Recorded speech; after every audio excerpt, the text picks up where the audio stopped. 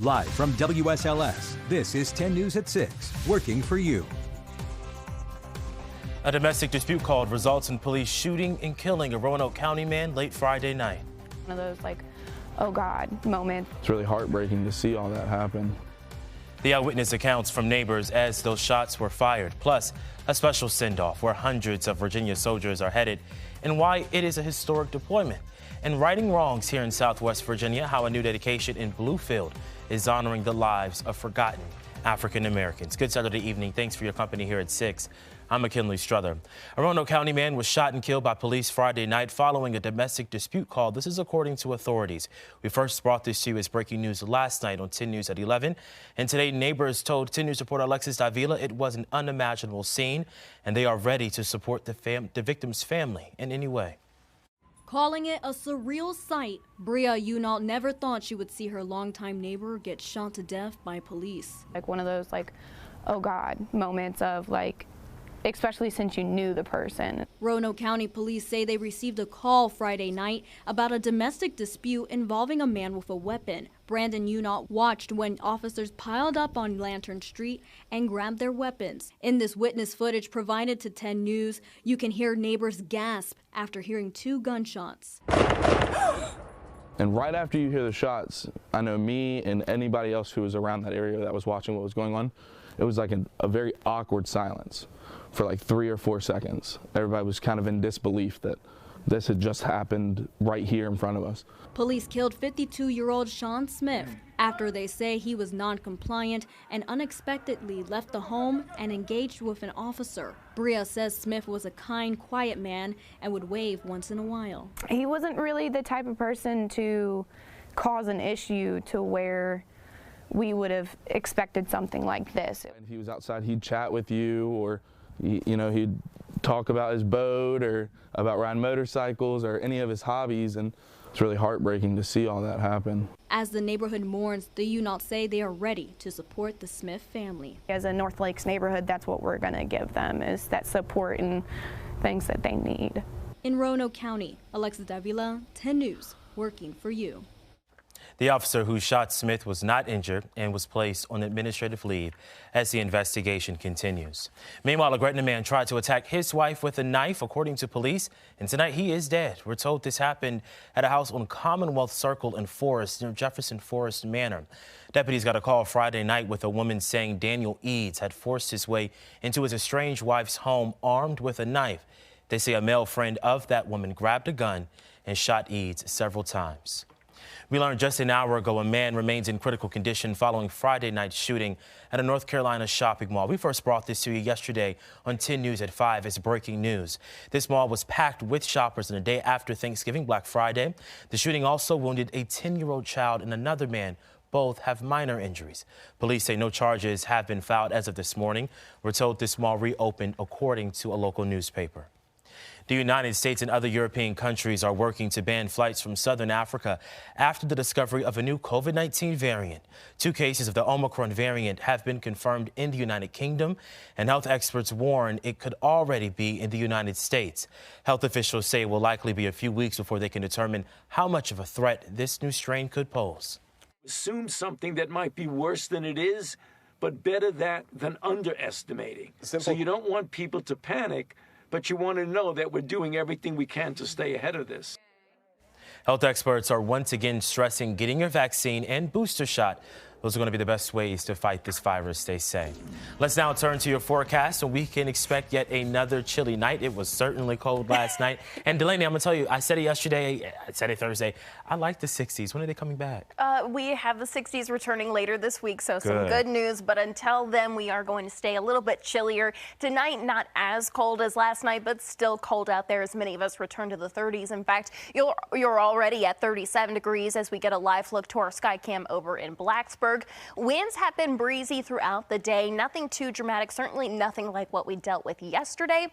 However, that is going to be a factor as we head into tomorrow. So 37 in Blacksburg, here in Roanoke, more than 10 degrees warmer than that at 48 degrees, 44 over at Smith Mountain Lake, 40 in Martinsville. As we go throughout the next few hours, if you're heading out to Illuminates for this evening, of course, you want to make sure you bundle up. We'll be in the mid 40s right around 6 p.m. And then as we get closer to closing time into the upper 30s, maybe a little bit more cloud cover, especially because we have yet another cold front approaching. Winds are much calmer at this point now that the sun has set, but that will be changing heading into tomorrow. I'll have details on our next cold front coming up. McKinley.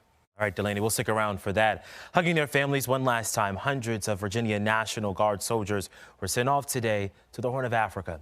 10 News reporter Alexis Avila was there and captured the heartfelt moment as Task Force Red Dragon braces themselves for their next mission.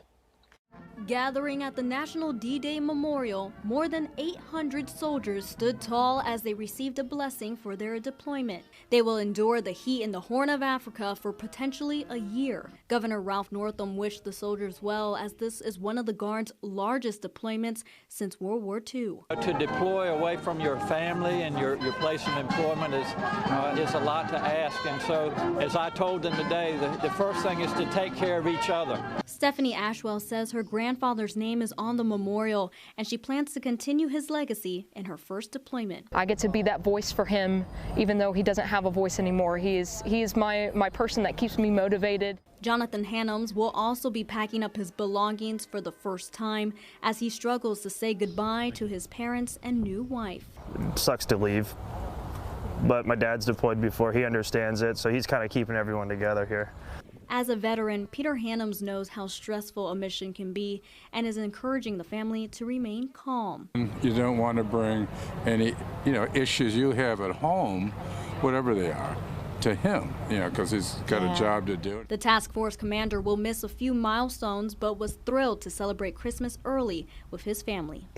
It's always difficult to leave your family. I'll be missing several key events in my family's life. But the great thing is, being my fourth deployment, it's gotten a little bit easier in terms of communication. Pictures will hang on the walls and scheduled video chats are already in the works. In Bedford, Alexis Davila, 10 News. Working for you. A new dedication is honoring 300 African Americans, many former slaves, buried at Maple Hill Cemetery in Bluefield. Descendants of the former slaves in Bluefield used Friday as a special time to remember their ancestors. During that ceremony, many expressed how this is a step toward healing wounds from the past.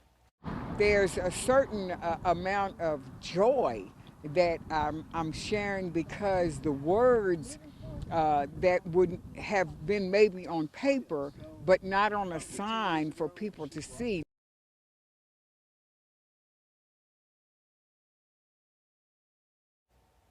In May next year, 3 new granite tombstones will be dedicated there. They will be engraved with the names of more than 100 African Americans who do not have individual markers. More news to come. Small Business Saturday is underway nationwide, and it's no different here at home, where the special day for vendors means so much more than getting that special gift. Plus, a local Christmas tree is being decorated in an unusual way. What the unique decorations can do for a local animal shelter. The Franklin County Humane Society and Planned Parenthood are filling a local Christmas tree with pet pictures in hopes of restocking their supply room. Each ornament has the name and picture of one of the homeless pets, and on the back you can find a wish list. Some of the items included on that wish list are kitten food, cat litter, puppy food, and dog food. Being that I'm an animal lover, and of course we have Shop Dog Rudy here, who is the mascot, it's just a great idea to help those homeless pets. In-person donations can be returned until Christmas Eve, but donations are also being accepted through the Franklin County Humane Society Facebook page. Your local weather authority, always watching and tracking for you from the JES Weather Center.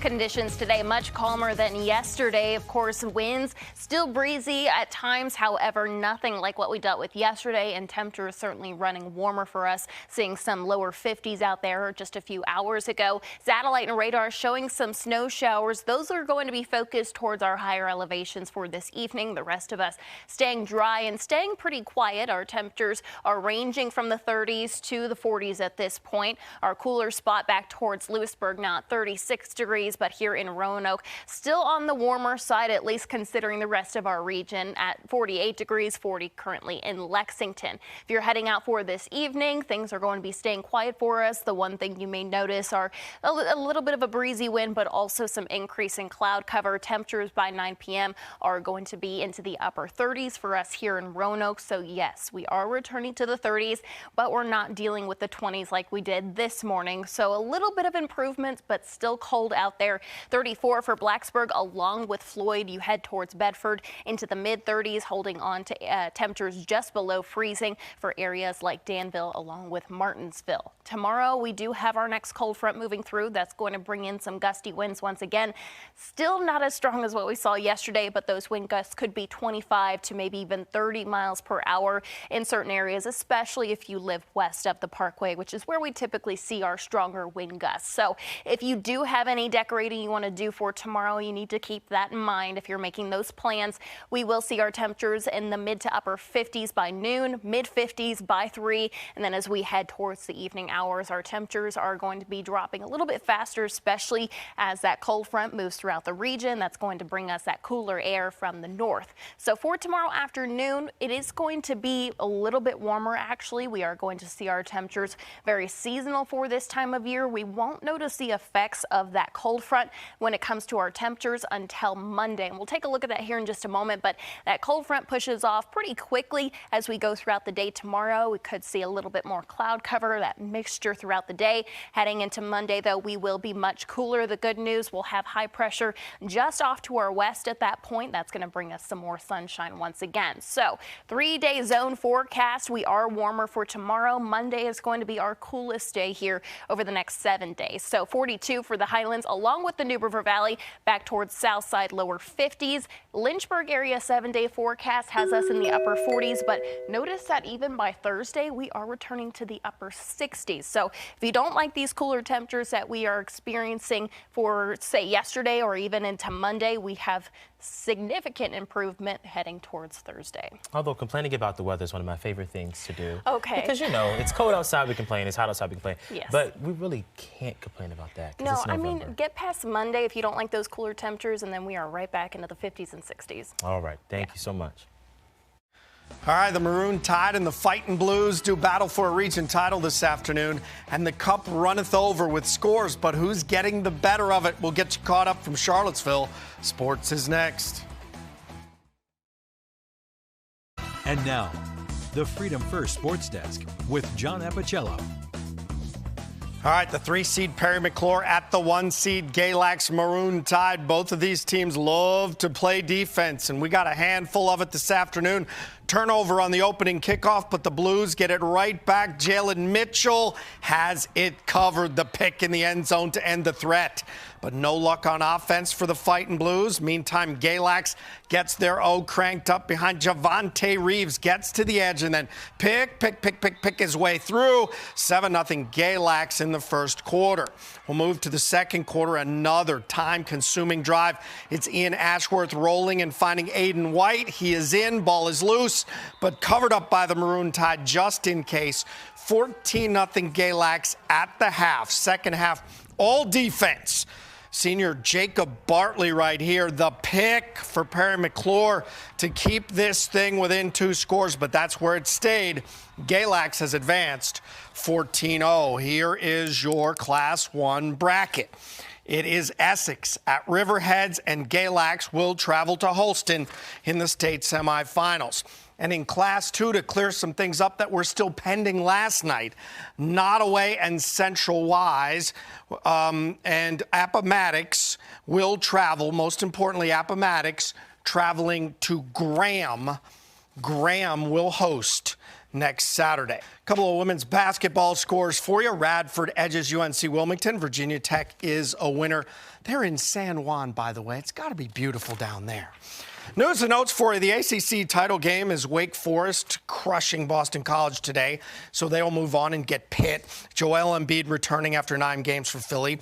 Third-ranked Alabama is trailing unranked Auburn 10-0. Their best wide receiver has been ejected for targeting, so we could see another upset. Well, before we go home, let's get a quick check of the forecast. Yeah, so it's not going to be snowing here. Temperatures, though, are back to the 30s for tonight, maybe some upper 20s back towards south side here in Roanoke, mid-30s. So most of us are actually above freezing tonight rather than what we were for this morning. 7-day forecast has us very seasonal tomorrow. Naturally, it's that time of year, so we're 10 degrees colder by Monday and then right back into the 60s by Thursday. All right, that does it for us tonight at 6. Can't be mad at that at all. NBC Nightly News is next. We'll see you back here at 11.